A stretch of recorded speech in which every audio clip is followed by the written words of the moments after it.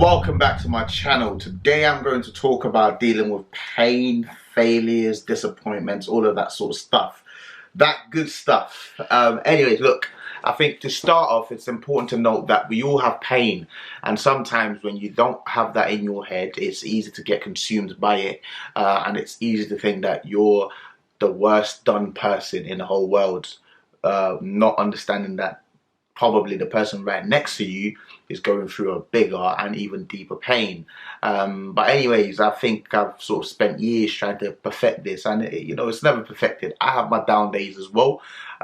Fortunately, touch wood, today is not one of them. But I thought I'd bring you this video, enlighten you a bit in terms of how you just deal with life traumas and so on and so forth. Anyways, let's move on to the first point.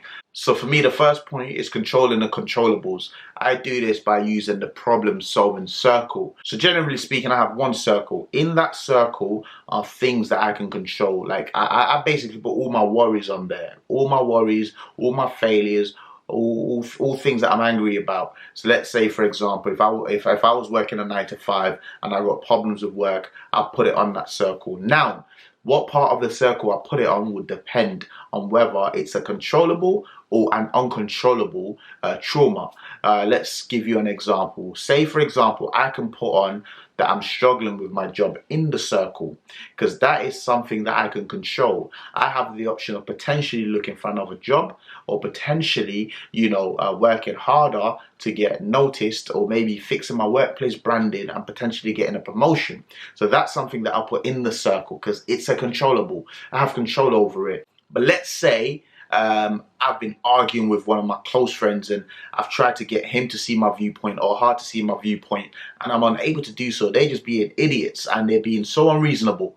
That is something that I'll put on the outer circle because that's an uncontrollable. I've controlled everything that I can control from my end. Anything else in terms of how they choose to act towards me is an uncontrollable. So I don't really bother about that. And the whole point of creating this circle is it mentally helps you deal with things. So you have the option to control all the things that are within your power, and things that are not in your power, you basically just have to really brush them off because you can't deal with it. Because whether you worry from now until tomorrow and the day after, there's nothing that's going to happen about that. An example being, if I had a job interview, let's say in 2 weeks, right? Controllable part of it would be preparing for the job interview. But after I've done all the preparation that I can and I'm still getting worried and having sleepless nights about it, I shouldn't really be having that, because once I've prepared for it, anything else becomes an uncontrollable. I can't control whether I'm going to get the job. I can't control whether the person interviewing me would be an idiot or whether they will be somewhat understanding and somewhat nice and friendly. I can't control that. So I don't let that worry me. But anyways, that's enough of point number one. Now on to point number two. So the next point in terms of how I deal with failures, how I deal with traumas, just disappointments and so on and so forth, is I try and start my day positively, right? Because the way you start your day generally guides you through how you live out the rest of that particular day, and also how you finish the day. And how do I do this? Firstly, I do this by trying to read in the morning. I say trying because sometimes I am super busy and I just get stuck into it right away. But I usually try to read in the morning. But more importantly, I try and find a phrase or a word to guide me through the day. I call that like my sort of mantra. And this word offers me encouragement. This word usually offers me focus. It literally could be a phrase. By the way, for those of you that don't know, I'm currently writing a book at the moment. It's a quote book that would also feature segments from other people as well. I love to come up with quotes myself because then it's very applicable to my life, it's very applicable to my surroundings. If I can't come up with a quote myself, then I'll probably take an extract from the book that I'm reading, or I'll probably even just find a word. It could be something like beautiful, or it could be something like powerful. And as insignificant as it sounds to you right now, try practicing it. It would honestly take you a lot further than where you are at the moment, because it reinforces. It's almost like the positive affirmations, isn't it? It's the same thing.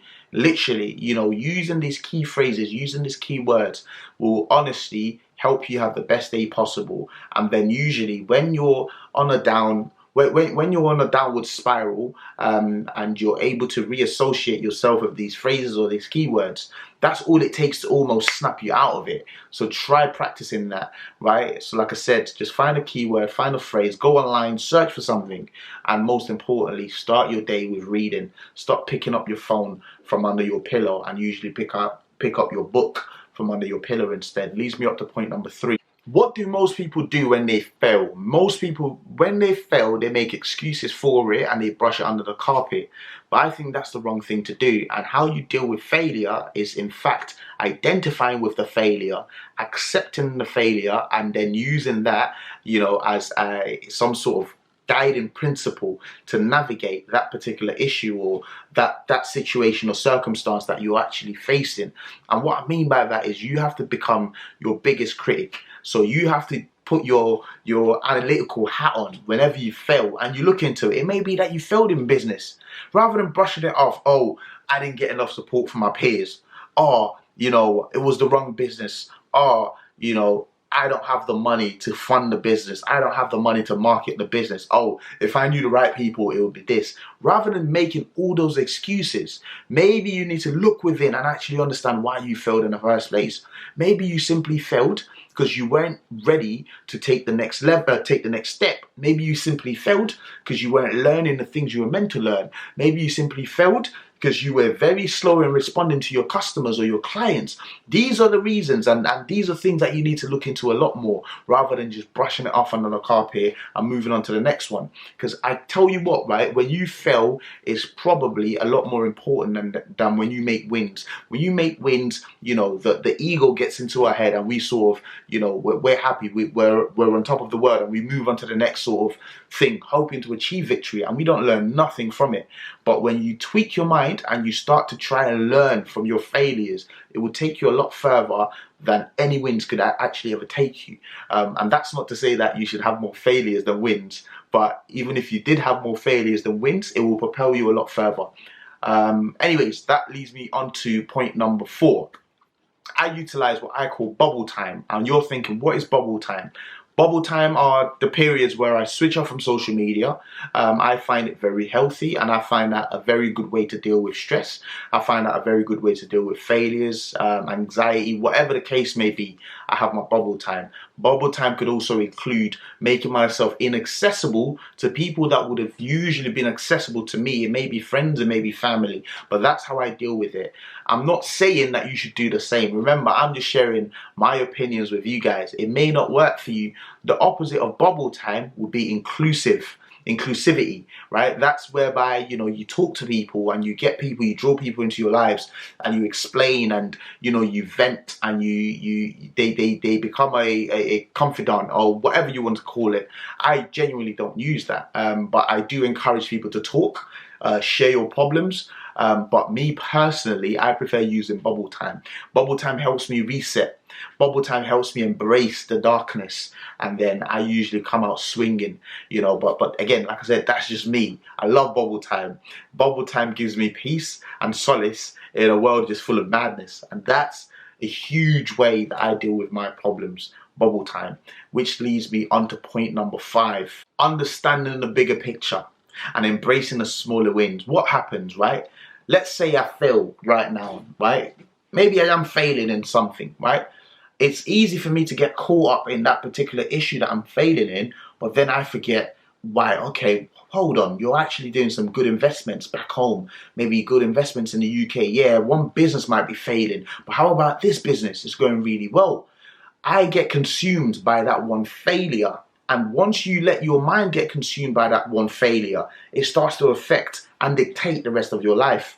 So what you need to do is you need to get to a stage where you start to pat yourself on the back for all your other wins. It may be smaller wins, it may be bigger wins, but you start to recognize it. What I realized amongst people that are, let's say, under 30, maybe under 35, is we very much associate with failures more than we associate with success. So when we're getting incremental successes, we ignore it and we don't really do nothing. This is similar to the point I made in the previous section. But then when it's a failure, we dwell on it, not to even analyze and understand the failure. We just dwell on it, just in a negative space and in a negative way, and you know, the energy just affects everything that we're doing. So that's why I say, you know, always focus on the bigger picture. Always understand, right, this is where I am, but look, I've got a 5-year plan, I've got a 10-year plan. I'm not a failure. I know exactly what I'm going towards. I might have taken a step back, but I know what the journey looks like moving forward, because that helps you reset. That helps you understand where you are, but most importantly, that helps you identify with yourself, which is very important when it comes to dealing with failures and when it comes to just trying to move on to bigger and better things in life. Now, on to the 6th and final point. You need to learn how to reassign your energy to other places, right? And you may call it a distraction. I don't call it a distraction. I call it reassigning your energy.